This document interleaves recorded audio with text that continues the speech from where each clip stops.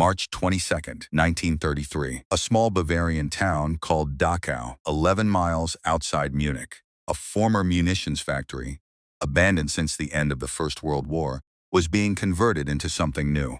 Barbed wire went up around the perimeter. Guard towers were constructed at the corners. The first prisoners arrived within days. German citizens, communists and socialists mostly. Men who had spoken against the new government taking shape in Berlin. The official announcement described it as a temporary detention facility, a practical solution to an immediate political problem. Nothing more. It would still be operating 12 years later when American soldiers walked through its gates and found something that no announcement had prepared them for. Between Dachau's opening and its liberation lay one of the most thoroughly documented descents into organized mass murder in human history. And the most disturbing part of that story is not the speed of it. It is the patience. Each step that led from a converted factory outside Munich to the gas chambers of occupied Poland was small enough at the time for ordinary people to look away from. This is the story of how that happened, step by step, year by year. Germany in January 1933 was a nation that had been broken twice in 15 years. The first break came with the catastrophic losses and humiliating peace terms of the First World War. The second came with the Great Depression, which arrived in Germany with a severity that few other nations experienced. By 1932, unemployment had reached roughly 6 million people. Savings that families had spent generations building had been wiped out by hyperinflation a decade earlier, and then erased again by the economic collapse that followed. Children went hungry in a country that had, within living memory, been one of the most advanced industrial economies on Earth. Into that desperation, Adolf Hitler offered something that felt, to millions of Germans, like an answer. He promised employment. He promised national pride restored. He promised order in a country that had spent years lurching between political extremes and street violence. On January 30th, 1933, President Paul von Hindenburg appointed him chancellor. The crowds that gathered to celebrate were genuine. Many Germans believed with complete sincerity that they were watching the beginning of their country's recovery. What they could not see, what almost no one outside Hitler's inner circle could see in that first month, was how quickly the machinery of repression would begin operating beneath the surface of that recovery. On the night of February 27, 1933, the Reichstag, Germany's parliament, building burned. The Nazis blamed communist agitators immediately before any investigation had been conducted. Whether the fire was set by a lone Dutch communist acting alone, as the official version claimed, or orchestrated by the Nazis themselves to manufacture a crisis, remains debated by historians to this day. What is not debated is what happened next. Within 24 hours, Hitler's government issued the Reichstag fire decree, suspending most civil liberties guaranteed under the German Constitution. Freedom of the press, freedom of assembly, protection from arrest without trial, all of it gone in a single emergency proclamation, justified by a fire that conveniently arrived at the precise moment the new government needed an excuse to act. The arrests began immediately, and at a scale that overwhelmed Germany's existing prison system within weeks. This is the part of the story that deserves the most careful attention, because it is the part most documentaries rush past on their way to the horrors that came later. The machinery that would eventually run the death camps of occupied Poland was first built, tested, and refined inside Germany itself, against German citizens, years before the first non-German prisoner ever arrived. The first people taken to Dachau were not Jews, not foreigners, not the groups that later generations associate with Nazi persecution. They were communists, socialists, trade union organizers, journalists who had criticized the new government, ordinary German men who, in the eyes of their neighbors, had simply held the wrong political opinions a few months too long. Families woke to find loved ones gone. Doors kicked in during the night. No warrant. No explanation, no trial. Most assumed it was temporary, a rough patch of overreach that would settle down once the new government found its footing. Germany was, after all, a civilized nation with centuries of legal tradition. Surely this could not last. It lasted 12 years. Inside Dachau, SS officers under the command of Theodor Eicke developed what became known as the Camp Standing Orders, a comprehensive system of rules governing punishment, discipline, and the treatment of prisoners that was deliberately engineered to strip away psychological resistance, along with physical strength. Guards were trained specifically to view prisoners not as fellow citizens who had made a political mistake, but as enemies of the state who had forfeited any claim to humane treatment. Punishment could arrive for almost any reason, or for no reason traceable at all. A bed made incorrectly, a glance held a half-second too long. Food rations were calibrated to keep prisoners weakened but functional, enough to perform forced labor, never enough to maintain genuine strength. Roll calls could last hours regardless of weather, prisoners standing motionless in Bavarian winter cold, while guards counted and recounted numbers that rarely changed. What Eicke and his officers were building at Dachau was not simply a prison, it was a system, a set of transferable techniques for the mass administration of human suffering that could be exported and replicated anywhere the regime needed it. Within 2 years, that system was being copied at new facilities across Germany. Sachsenhausen, Buchenwald, each one larger, each one more methodically organized than the one before it. By the mid-1930s, the Nazi government had effectively eliminated organized political opposition inside Germany. The communists were broken. The socialists were broken. The trade unions had been dissolved entirely. Most regimes, having achieved that level of internal control, might have begun easing the machinery of repression. Nazi Germany did the opposite. The camps did not empty. They expanded, and the population filling them shifted from political prisoners arrested for what they had said or organized toward people targeted simply for who they were. Jewish citizens whose families had lived in Germany for generations found themselves stripped of citizenship rights under the Nuremberg laws of 1935.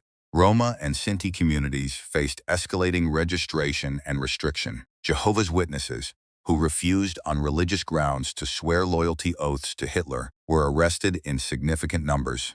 Gay men were prosecuted under an expanded version of an existing law and sent to the camps in the thousands. People with physical and developmental disabilities were registered under programs that would, within a few years, evolve into something far more sinister than imprisonment. This is the mechanism worth understanding clearly, because it is the mechanism that historians return to again and again when examining how ordinary societies descend into atrocity. Each individual expansion of the camp system's target population felt, to most Germans observing from outside, like a continuation of something already normalized, rather than a genuinely new horror.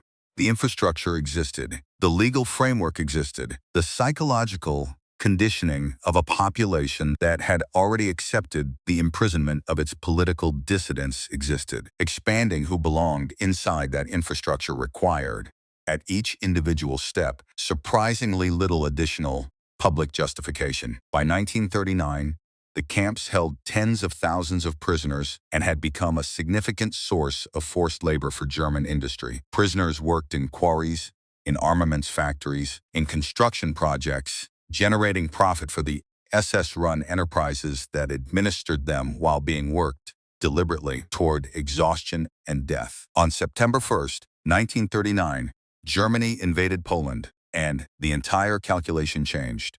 The camp system that had been built and refined over 6 years inside Germany's own borders now had access to an enormous new population to draw from, millions of people across occupied territory who the regime considered enemies, undesirables, or simply obstacles to its territorial ambitions. The existing camps, already operating beyond reasonable capacity, were overwhelmed almost immediately by the scale of new arrests sweeping across occupied Poland. Nazi officials needed something larger, something built specifically to handle populations measured not in thousands, but in hundreds of thousands. In 1940, construction began at a site in occupied southern Poland near a town the Germans called Auschwitz. It was initially conceived as simply another concentration camp in the established pattern. Forced labor, brutal discipline, the techniques refined at Dachau 6 years earlier, applied at a new and larger scale.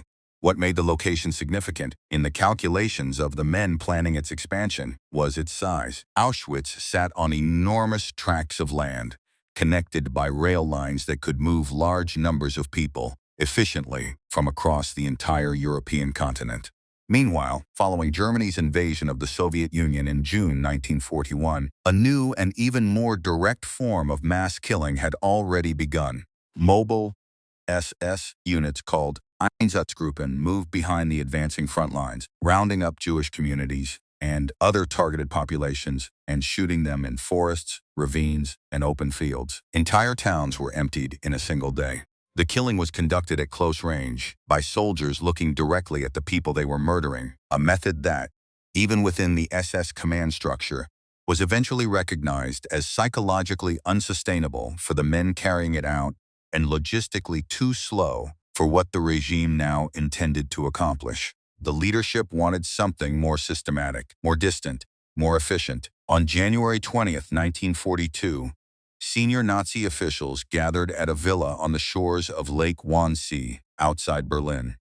The meeting that took place there has become one of the most chilling documents in the historical record, not because of what was decided, but because of what had already been decided before anyone arrived. The destruction of European Jewry was not debated at Wannsee. It was treated as settled policy. The men around that table spent their 90 minutes discussing logistics, how to coordinate the various government ministries and occupation authorities across an entire continent in service of an industrialized killing operation. What followed was the construction or expansion of camps designed for one purpose only: Treblinka, Sobibor, Belgique, and the dramatic expansion of Auschwitz into Auschwitz-Birkenau, where gas chambers and crematoria began operating on a continuous schedule.